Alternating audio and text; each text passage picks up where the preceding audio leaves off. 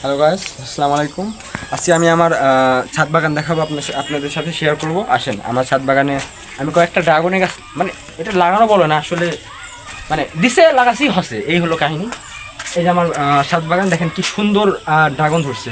আগে আগে আপনাদের গুনে দেখায় কয়টা ধরছে। হ্যাঁ, 1 2 3 4 5, ভুলে গেলাম।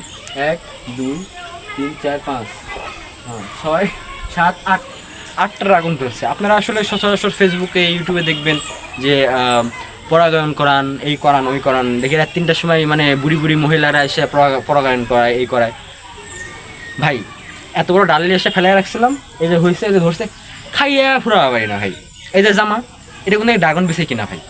হ্যাঁ, আপনার বিশ্বাস করবেন না আসলে, মানে থাক, আমি আর বললাম না, আফসোস করবেন আপনারা।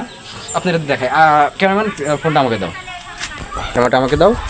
আসলে গাইজ মানে আপনাদের দেখায়, আমি এখানে দেখাই আপনার আমার হলুদ গোলাপেরও গাছ আছে, যেখানে হলুদ অনেক গোলাপ ফুল। এই যে এটা আসলে পুষ্টির অভাবের কারণে এরকম হয়েছে, আসলে অকিস্টিক, মানে বলে না অকিস্টিকটা কী যেন, এসেছে ফেল করা তো ভাই, বুঝি না ওইভাবে, সমস্যা নাই, মানে অকিস্টিক তো। আপনার ড্রাগনগুলো দেখায়, উফ দেখেন হালকা হালকা লাল হয়েছে। আর এখানে দেখেন, মানে দেখলেই মন জুড়ে যায়। হ্যাঁ, আসলে এভাবে